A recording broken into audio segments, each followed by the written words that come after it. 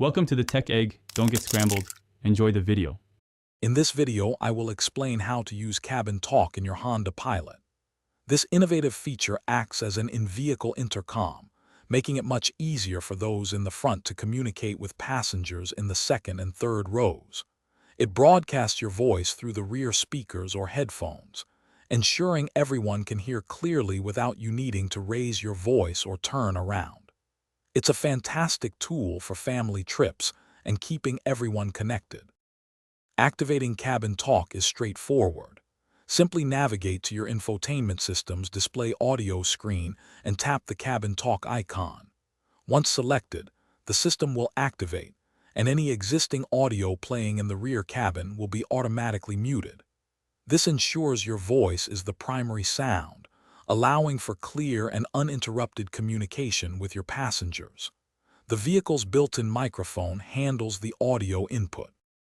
When using Cabintalk, speak naturally into the vehicle's built-in microphone, usually located near the overhead map lights.